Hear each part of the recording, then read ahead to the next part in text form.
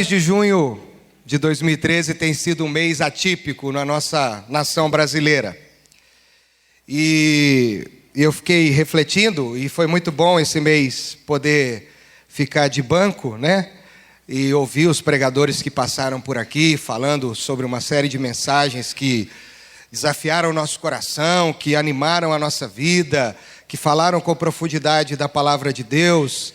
E eu fiquei pensando, Senhor, o que eu vou falar sobre missões no final do mês, já tendo ouvido tantas palavras e tantos pregadores. E eu não podia deixar de entender que o movimento missionário é um movimento que se envolve no contexto cultural de qualquer época. Não dá para se fazer missões alienado do contexto que você está vivendo. Fazer isso seria uma grande utopia, uma grande perca de tempo, e é o que muita gente acha que é fazer missões. Uma coisa descontextualizada, sem propósito. E penso eu que junho de 2013 abriu uma porta para a nossa nação, de nós, como povo de Deus, nos posicionarmos para aproveitarmos esse movimento de vem para a rua e irmos para a rua e cumprirmos o que Jesus já disse há muito tempo atrás: ide, fazei, andai, porque esse é o propósito do reino de Deus. O gigante acordou, o gigante não está adormecido, mas o Espírito Santo já soprou há milhares de anos atrás. Antes do gigante acordar, o Espírito já soprou. E é sobre isso que eu quero falar.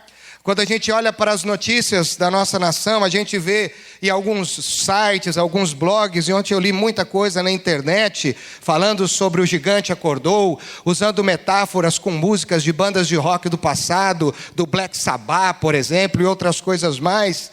Se você olhar a revista Época dessa semana, você vai ver uma foto da nossa presidenta da República, sem a sua face, só contorneada, dizendo assim: a estadista sumiu. E você vai perceber que diante do ecoar das ruas, diante da pressão que o povo brasileiro começou a fazer, cadê aqueles que antes levantavam uma bandeira de liberdade, de direitos iguais, de um país sem corrupção, de um país onde os brasileiros precisam viver de uma forma digna?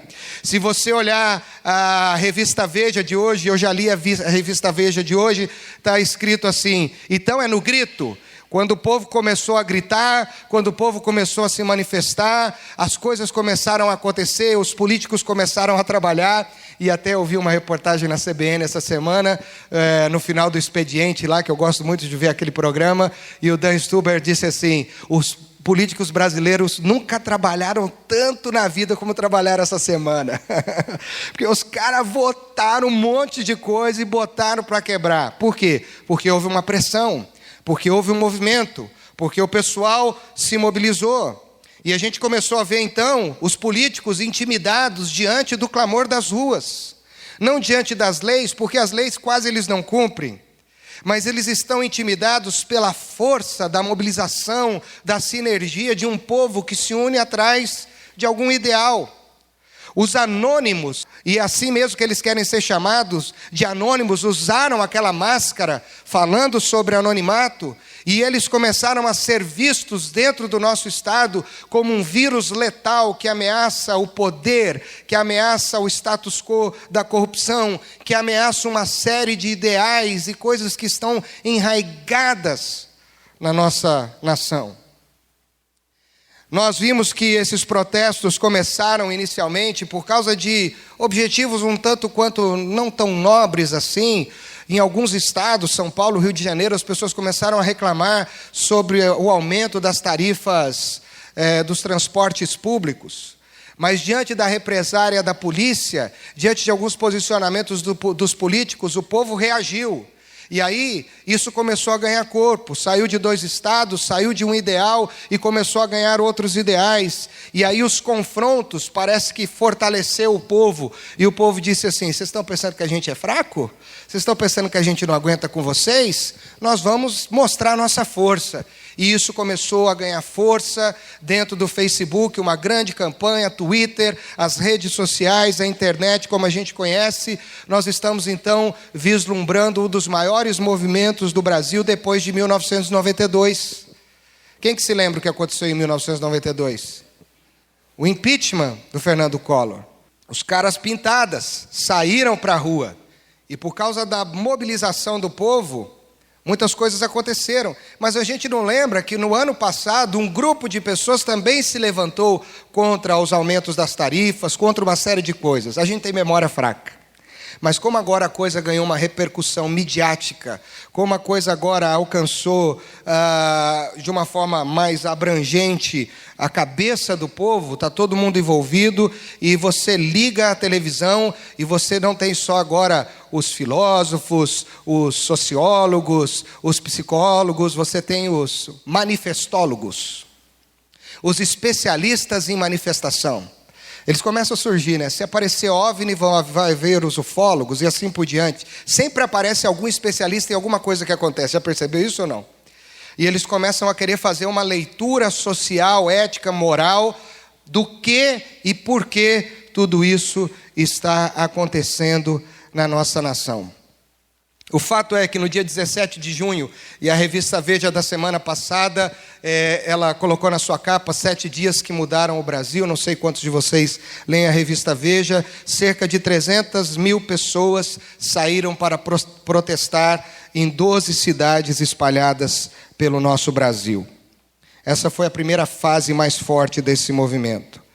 No dia 20 de junho, houve um pico. E de 300 mil, olha só como isso é viral, como isso é assustador. Do dia 17 para o dia 20 são 3 dias. No dia 20 de junho, 1.400.000 pessoas saíram às ruas em mais de 120 cidades do nosso país, lutando por um monte de coisa. Agora não era mais só o passe livre, agora é um monte de coisa. A única coisa que me chamou a atenção, e eu conversei muito, é que a gente não consegue ver um articulador de tudo isso. A gente não consegue ver um idealizador. A gente vê o povo levantando um monte de bandeira, um monte de coisa, mas eles querem muitas coisas. E aí eu lembrei de Sêneca, quando ele disse que para um capitão que não sabe para onde vai, todos os ventos lhe são contrários. Se o povo não souber a direção na qual ele está indo, esse movimento pode morrer facilmente. Isso só virá um movimento que confrontou a política brasileira, que enfraqueceu, como enfraqueceu essa semana, o poder e a fama e sei lá o que, a popularidade da nossa presidenta, que acuou os nossos políticos. A outra coisa interessante que aconteceu essa semana, e eu dei muita risada a hora que eu vi isso, foi que no Brasil o primeiro político em mandato foi preso por causa de corrupção. É cômico isso. E a mídia fez questão de mostrar, olha, o primeiro político em mandato, em atividade, está sendo preso por corrupção. Falei, meu Deus do céu. Tinha que prender mais uma série de outros, né?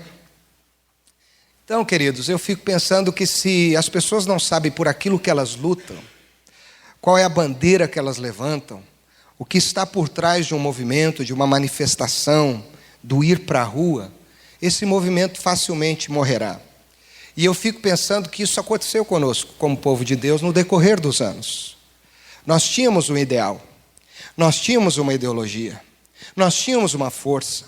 O povo de Deus ganhou as ruas, ganhou as cidades, ganhou os continentes, ganhou as nações. Em outros países, muitos brasileiros se manifestaram, vocês viram aqui neste vídeo. Mas por falta de uma apologética, de uma defesa, de uma ideologia, de um propósito, o movimento cristão foi perdendo a sua força. Os cristãos dos primeiros séculos, depois de perseguidos, passaram por uma fase terrível, chamada Era das Trevas. Depois de alguns anos, aqueles que se levantaram para protestar contra os ideais, eles, depois de um período, deixaram de protestar e hoje não protestam mais nada. Depois de um outro momento na história, os evangélicos, os pentecostais, os carismáticos, começaram a levantar uma bandeira e por causa do comodismo, por causa da estrutura que a religião ganhou no nosso país e no mundo inteiro, eles também deixaram de ameaçar o status quo.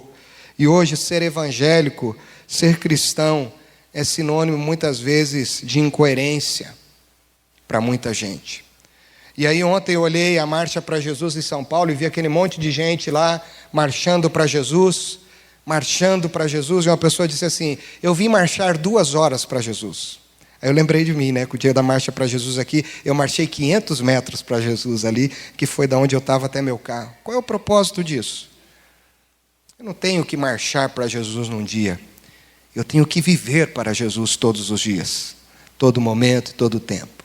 Então hoje eu quero, na unção do evangelista Edson Teixeira, que estava aqui, né? 2 horas de pregação, é brincadeira. Eu quero fazer vocês lembrarem um pouco do que nós perdemos. E se nós não soubermos para onde a gente vai, e não aproveitarmos esse momento para levantar nossa bandeira, como um movimento missionário de impacto nessa nação e na nossa geração, nós vamos ficar de novo calados, acuados, e as pedras clamarão. Então eu quero usar o livro certo, e nós vamos viajar nesse livro hoje, pela graça de Deus. Eu quero que você tenha paciência comigo. Texto conhecidíssimo, Atos capítulo 1, versículo 8. Diz assim: mas receberão poder, quando o Espírito Santo descer sobre vocês, e serão minhas testemunhas em Jerusalém, em toda a Judéia e Samaria, e até os confins da terra. Mas receberão poder, ao descer sobre vós o Espírito Santo, e sereis minhas testemunhas, tanto em Jerusalém, como em toda a Judéia e Samaria, e até aos confins da terra. O tema principal do livro de Atos já está no início do livro. Esse é o tema. A capacitação, o poder do Espírito Santo sobre o povo de Deus. O Espírito que Jesus já havia prometido aos seus discípulos, dizendo que quando ele fosse subir ao céu, ele enviaria o Consolador. Aquele que vos faria lembrar de todas as palavras que ele havia dito. E quando Atos fala aqui do Espírito Santo, ele fala do mesmo Espírito que estava com Jesus e levou Jesus a cumprir a missão do seu Pai, o propósito da missão do seu Pai na sua vida. A Jesus levantar a sua bandeira, o seu ideal, a sua causa e cumpri-la cabalmente até o fim. E é interessante que o mesmo autor que fala em Atos que o Espírito Santo vai ser derramado por Jesus, é o autor que faz Jesus ler o texto que diz: o Espírito Santo está sobre mim, lá em Lucas capítulo 4, a partir do versículo 17, diz assim: foi-lhe entregue o livro do profeta Isaías, entregue para Jesus. Ele abriu, encontrou o lugar onde está escrito, olha o que Jesus diz: o Espírito do Senhor está sobre mim, porque ele me ungiu para pregar boas novas aos pobres, e ele me enviou para proclamar liberdade aos presos e recuperação de vista aos cegos, para libertar os oprimidos. E olha, presta atenção nesta última declaração de Jesus: e a proclamar, diga comigo, proclamar o ano da graça, o ano aceitável do Senhor. Então, o mesmo Espírito que estava com Jesus em Lucas, do qual ele lê através do profeta Isaías, é o Espírito que Jesus está falando agora para a igreja de Atos dos Apóstolos, para os seus seguidores, para os seus discípulos. E esse Espírito que começou a obra através da vida de Jesus na terra, continuará fazendo essa obra através da igreja, dos seguidores de Jesus, daqueles que se dizem cristãos, para a glória de Deus Pai. E eu gosto muito de ler o texto com cuidado. Quando você olha o versículo 8 de Atos 1, você vê um verbo empregado no futuro: e sereis, mas receberão poder quando descer sobre vós o Espírito Santo, e sereis, ou vocês serão. E quando este verbo aparece aqui, a ideia é: o tempo é indefinido. Vocês podem ser, a partir desse momento, a partir de qualquer momento, indefinidamente, vocês serão as minhas testemunhas. Isso quer dizer, através da boca de Jesus, que o Evangelho potencializado pelo Espírito Santo será uma ferramenta vindoura para que em todos os tempos, em todos os lugares, em todas as pessoas que se deixarem se compenetrar ou serem tomados por este evangelho, ele vai estar sendo proclamado, ele vai estar transformando, ele vai estar mudando a vida das pessoas. Este testemunho penetrará nações, corações, pessoas em todos os tempos e lugares, a partir do momento em que o Espírito Santo começar a agir através da vida de vocês. E para deixar isso mais claro, ele usa uma figura geográfica que não significa apenas essa geografia, mas significa algo muito mais abrangente. Ele diz: isso vai acontecer em Jerusalém, em Judeia, Samaria e até aos confins da terra.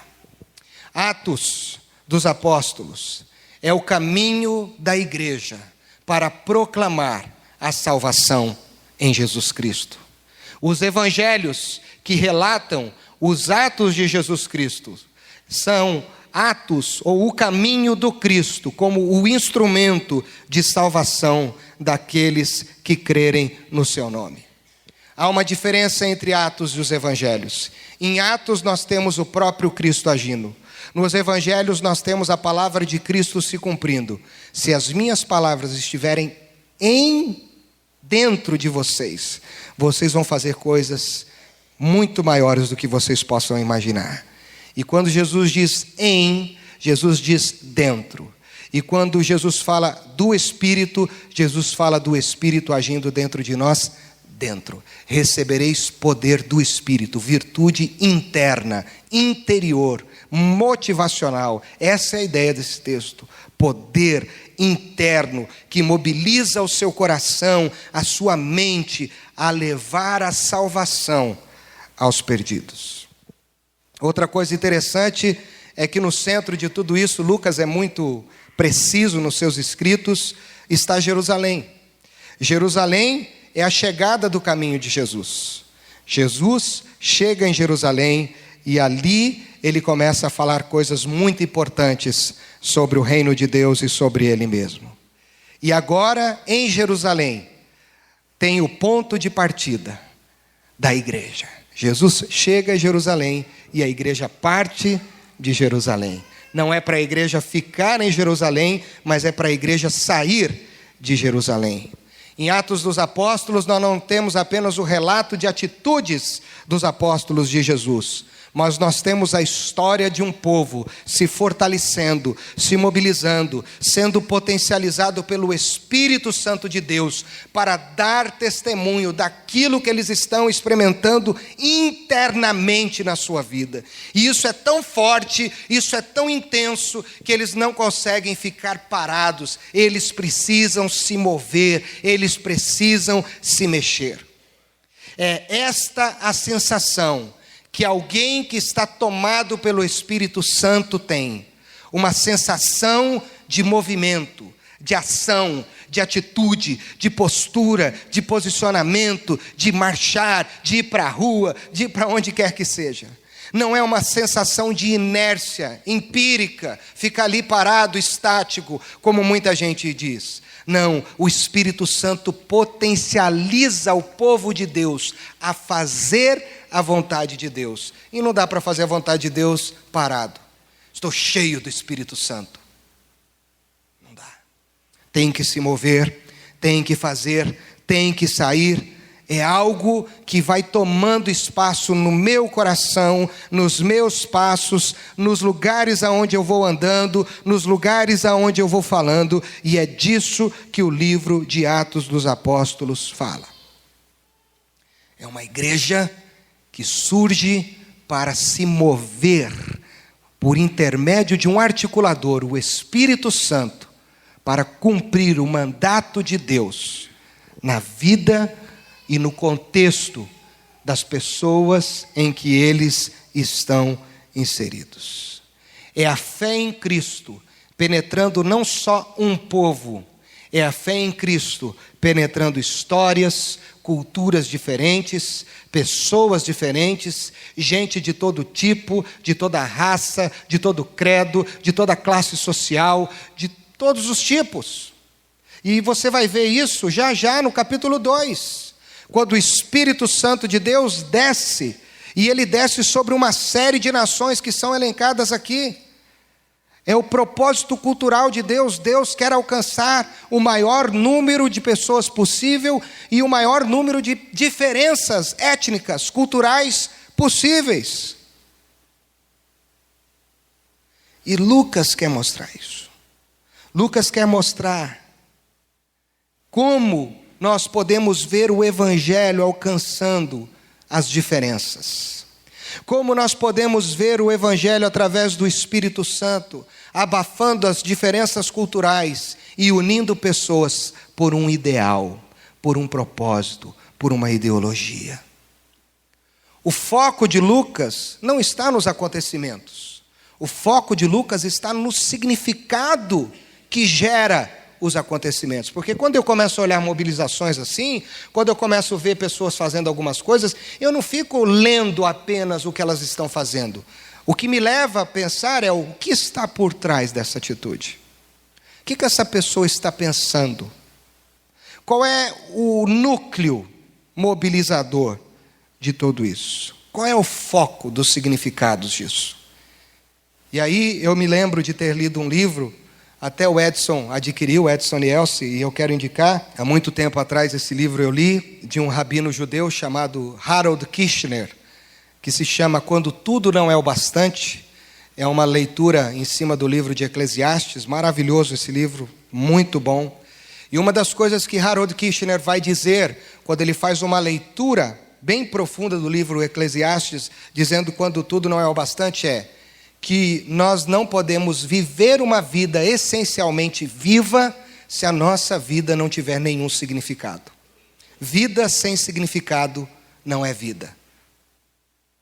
E aí Oscar Wilde vai dizer lá na frente, muitos tempos depois, que existe uma grande diferença entre as pessoas que vivem e as pessoas que apenas existem. E Lucas quer mostrar isso. O povo de Deus tem uma bandeira. O povo de Deus tem um significado. Eu quero mostrar para vocês, diz Lucas, com Atos dos Apóstolos, qual é o X da questão.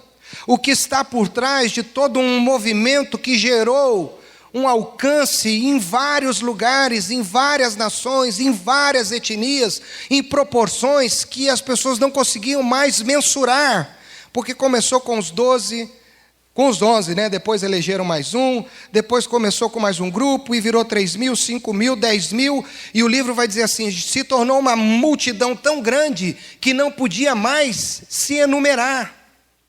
Esse é o processo do Espírito. Não é um movimento descontrolado, mas é um movimento muito bem articulado pelo próprio Deus, com o propósito de alcançar os perdidos. Amém, irmãos? Amém. Me ajudem. E aí, quando eu fico olhando para todos esses movimentos que a nossa nação está vivendo, eu pergunto, quais são as motivações? Quais são as ideologias? E isso me fez questionar, qual é a minha bandeira? E esse mês inteiro essas bandeiras estão aqui representando ideologias, culturas, histórias, lutas, lágrimas, conquistas, dificuldades, sofrimentos, alegrias. E eu pergunto, qual é a minha bandeira? No Antigo Testamento, Jesus é chamado de Jeová Nissi. Ele é a nossa bandeira. E eu me perguntei e tenho me perguntado, Senhor, qual é a minha bandeira?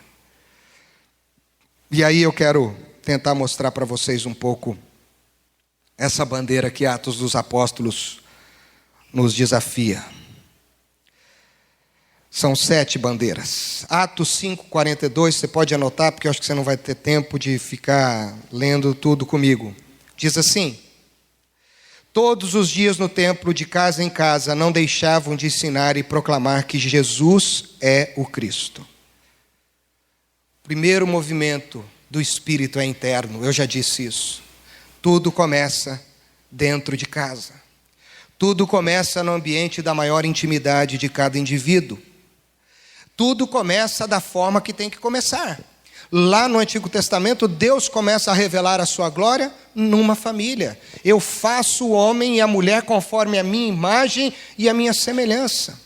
E embora o homem tenha caído, quando Deus começa a restituir a salvação do homem, através de Noé, Deus restitui a adoração dentro de uma família. O primeiro altar a ser erguido à adoração a Deus depois do dilúvio, depois do extermínio daqueles que não criam em Deus, foi feito no ambiente familiar. O lugar mais importante da adoração no povo de Deus não era o templo. Antes do templo era a tenda, o bet, a casa. Tudo começa na casa. E agora, com o movimento do Espírito, volta-se a ênfase para o lar, para a casa. É dentro de casa que a força começa a ser manifesta. Então, lares fracos, cidadãos fracos, pessoas que não têm uma ideologia sobre o Cristo bem consolidada dentro de casa, não podem ir para a rua. Você entende isso? Começa em casa. E qual é o lugar mais difícil de ser cristão? Então não dá para ir para a rua se eu não tenho isso bem resolvido dentro de casa. É a casa. É dentro da minha casa e da sua casa que o Espírito Santo de Deus quer começar a agir. Esse é o primeiro movimento. Começa no ambiente da intimidade. Esse é o primeiro movimento para uma igreja que quer se posicionar em fazer o mandato de Deus. Aí você lê Atos 6, 7. Assim a palavra de Deus se espalhava, crescia rapidamente o número de discípulos em Jerusalém, também um grande número de sacerdotes obedecia à fé. Agora sim, a palavra cresce porque ela atingiu a casa, e agora que ela atingiu a casa, ela começa a ganhar as ruas da cidade, gerando transformação no status quo da cidade, no status quo estabelecido, no status quo judaizante. Agora ela se espalha e um grande número de sacerdotes obedecia à fé. O que saiu de casa começa a ir para a rua e mudar o que a rua pensa. Irmãos, somos mais de 30 milhões de evangélicos, 40 milhões. Se os nossos lares estiverem em efervescência do Espírito Santo, e nós sairmos de casa cheios do Espírito, até os que creem em outras coisas vão começar a crer na fé no Cristo. Os mais duros, porque se tinha gente difícil de ser evangelizada nessa época, na minha opinião, eram os judeus. Porque estava enraizado na cabeça deles o que era fé. Eles tinham uma estrutura de fé. Eles tinham um costume de relacionar-se com Deus. E o texto de Atos 6,7 diz que um grande número dos líderes se converteram à fé no Cristo. Então não tem coração duro.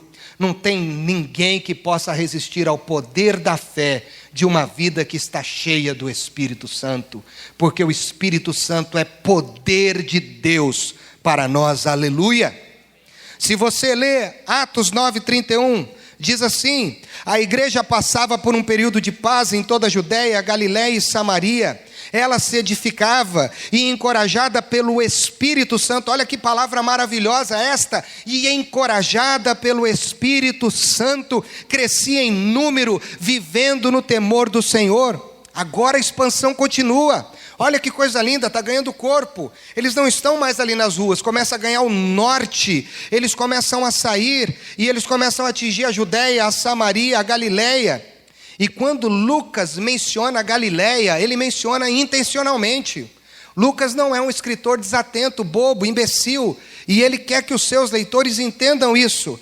Quando ele fala Galiléia, agora eu não vou falar do jeito de Lucas, eu vou falar do jeito do Ricardo, tá certo? Ele está dizendo, gente, o Evangelho de Cristo está atingindo os pagãos, aquelas pessoas que a gente nunca imaginava que poderiam ser salvas, entender uma mensagem da salvação, agora está chegando lá no meio daquele povo, e elas estão se convertendo, Jesus está mudando aquela cultura, Jesus está mudando aquele povo que a gente nunca imaginava, Jesus está mudando. Quando ele cita a Galiléia, ele está citando isso, porque os galileus eram vistos pelos judeus como uma nação pagã. Eles criam em outros deuses, eles tinham uma série de crenças, Mas quando o evangelho ganha as ruas a partir do poder do Espírito que está dentro de mim, os contextos vão sendo mudados, as vidas vão sendo mudadas, os lares vão sendo mudados, as coisas mudam. Atos 12, 24, você está comigo ainda, amém? Atos 12, 24 diz assim: entretanto, a palavra de Deus continuava a crescer e a espalhar-se. A essa altura aqui, para quem leu Atos, o evangelho já chegou a Antioquia. E aqui começam os primeiros confrontos ideológicos. Alguns pagãos começam a confrontar os cristãos. E a coisa já começa a ficar mais difícil. E agora muitos podiam dizer: epa, até aqui estava bom, né? A coisa estava crescendo, uma benção, a porta estava aberta, maravilha. Uhul. Agora os caras estão vindo aí com arma, rapaz. Os caras estão vindo aí com espada aí, não sei não. Eu acho que é melhor voltar para casa. Você crente lá dentro de casa, eu vou acompanhar pela TV os nossos irmãos e vou interceder por eles. Senhor, abençoa os irmãos que estão lutando contra os pagãos. Agora começou a represária. Agora começaram os confrontos na Antioquia e os pagãos começam a lutar contra os cristãos. Começa a nascer uma tensão dentro de Jerusalém. E os políticos e os religiosos, que eram as mesmas pessoas da época, começam a ficar preocupadas, como no Brasil, e eles começam a se reunir, e eles começam a ouvir os grupos, e eles começam a fazer, e aqui nasce o primeiro concílio da igreja, primeiro concílio religioso, e eles começam a dizer: nós precisamos tomar algumas providências, esse povo está crescendo demais, esse povo está gerando muito problema, e o duro é que os bichos são fortes mesmo, a gente vai lá e os caras ficam firmes, os caras cabeça dura, estão lá, nós precisamos fazer alguma coisa, não dá para continuar. Então eles começam a decidir, quem se levantar contra o império, quem se levantar falando de Jesus, essa pessoa tem que ser presa, essa pessoa é blasfema, essa pessoa tem que ir para a cadeia, essa pessoa tem que morrer. E ao invés de intimidar o povo de Deus não se intimida com as dificuldades que Satanás coloca diante dele, porque o povo de Deus está cheio do Espírito, e quem fortalece o povo é o Espírito, e pode vir quem for, e a Bíblia diz: resistir ao diabo e ele fugirá de vós. A Bíblia diz que o diabo já foi derrotado, e a Bíblia diz que o diabo está debaixo da autoridade de Jesus. Aí eu vou ter que pedir um hiato aqui para vocês, que foi demais lá no Hagai, o Jeremias Pereira, né? Eu vou fazer propaganda depois para a gente poder fazer uma caravana no ano que vem. Jeremias falou falou sobre livres do poder de Satanás. E ele disse que Satanás é o Rottweiler de Jesus. Isso foi o Jeremias, tá certo? E ele disse que o Satanás está aqui na mão de Jesus, na corrente. E ele fica... E ele, quieto, Plutão, quieto. E ele senta. E aí ele quer atacar e Jesus segura. Mas quando Jesus quer provar um membro, um crente meia boca... O Plutão está latindo ao derredor, querendo, e Jesus está segurando. Mas tem hora que Jesus faz assim: pega, Plutão, e solta. Só que depois que ele pega, Jesus fala: volta, senta aqui, fica quietinho aqui. Irmão, Satanás já é derrotado. E é por isso que ele luta, porque ele sabe que o tempo dele é curto. Ele sabe que ele já está vencido. E se ele sabe que se a gente enfrentá-lo, ele cai. Ele cai. Porque ele já é vencido. E o povo de Deus nessa época entendeu isso. E aí começaram a acontecer as dificuldades, mas o povo não se intimidou. O povo continuou a pregar a palavra. Olha agora o que começa a acontecer. Começou a chegar gente boa nesse exército, né? Começaram a aparecer gente de poder, de força. Atos 15, 36. Algum tempo depois, Paulo disse a Barnabé: voltemos para visitar os irmãos em todas as cidades onde pregamos a palavra do Senhor, para ver como estão indo. Aqui o que Paulo está querendo dizer para Barnabé: o evento evangelismo, o evento missionário, já é uma realidade. As coisas estão acontecendo. As pessoas se converteram. Os pagãos se tornaram cristãos. Agora nós precisamos desenvolver uma atitude chamada ação pastoral. Porque tem gente que se converteu. Porque tem gente que está sendo perseguida, porque tem gente que está sofrendo aí uma série de sanções pelo governo e pelos políticos da época. Vamos voltar, vamos lá estimular esse povo, vamos ver como é que eles estão, vamos lá dizer para eles: gente, não desanima não, fica firme com Jesus, Jesus é o nosso general, Jesus é a nossa bandeira, Ele já nos deu vitória e nós vamos vencer juntos, não desanima não. Olha que coisa maravilhosa, já é uma realidade, a igreja já é uma realidade. já é uma realidade nas ruas, já é uma realidade nas nações, é uma realidade do Espírito Santo. Aí você olha Atos 19, 20, que diz assim: dessa maneira a palavra do Senhor crescia e se firmava. Olha que maravilha isso, com grande poder. Aqui o que está acontecendo é que o evangelho já chegou para os gregos e as transformações são profundas. Aquelas magias, aquelas coisas místicas dos gregos começam a ser confrontadas pelo poder do evangelho, e aquilo que os gregos acreditavam como algo místico e poderoso cai diante do poder do Espírito Santo, diante do poder que há no nome de Jesus. Aqui nesse trecho, Paulo já está na sua terceira viagem missionária. A coisa está acontecendo. Olha Atos 28, 31.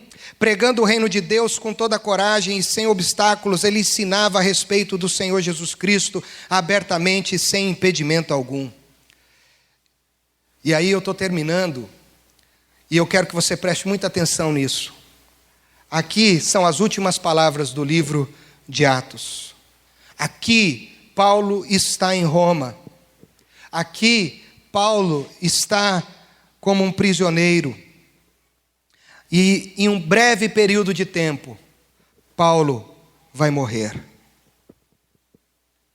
E lendo um pouco mais sobre a vida de Paulo, a gente percebe que o seu ideal, o propósito, a sua ideologia, o seu X da questão, nunca foi frustrado diante das lutas que ele enfrentou. Já velho, já cansado, já com uma série de marcas, já prestes a morrer, ele tinha toda a coragem e sem obstáculos, ele falava sobre Jesus Cristo. E aí diz a história de que Paulo foi decapitado. E eu fico imaginando Paulo indo com seus algozes para aquele lugar do seu sacrifício, da sua morte, velho. Ele já não era mais uma ameaça física, mas a sua boca não deixava de falar aquilo que o seu coração estava sentindo. E quando aqueles homens que estavam, quem sabe, o levando, ele dizendo assim: você já ouviu falar de Jesus Cristo? Você sabia que Jesus Cristo é salvação para você? Você sabia que Jesus Cristo vai mudar a tua vida? Eu vou morrer, eu já estou no lucro, mas você pode também viver uma outra vida. E aí eu imagino quando alguém daqueles líderes dizem assim para ele: quais são as últimas palavras que você quer dizer? Eu fiz um apanhado aqui, tá certo? Eu imagino que ele disse Filipenses 1, 21, diante de todo mundo. Ele disse assim: para mim, o viver é Cristo, e o morrer é lucro. E aí, eles foram colocando a cabeça dele mais baixo, e ele diz: você não nega o Cristo, nega esse Jesus que você pode viver. Paulo, você já foi um dos nossos. Rapaz, olha o estrago que você fez, mas ainda dá tempo, você está velho. Não vai querer morrer dessa forma. Você é um cidadão romano. Paulo. E foram colocando a cabeça dele naquela pedra antes de cortarem. E eu imagino que ele disse, Romanos 1, 16 e 17. Eu não me envergonho do Evangelho, porque é o poder de Deus para a salvação de todo aquele que crê. Primeiro do judeu, ele olha para os judeus. Depois dos gregos, deve olhar para os gregos, porque no Evangelho é revelada a justiça de Deus, e ele olha para aqueles que se consideravam justos. Uma justiça que a princípio vem pela fé, como está escrito: o justo viverá pela fé. E quando um dos seus algozes talvez levanta aquela faca, aquela lâmina, para cortar o seu pescoço, eu imagino que Paulo grita: combati o bom combate, terminei a corrida e guardei a fé. Agora me está reservada a coroa da justiça.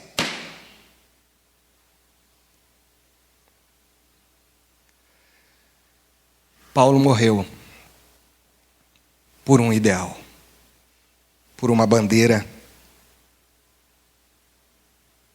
E nós, irmãos?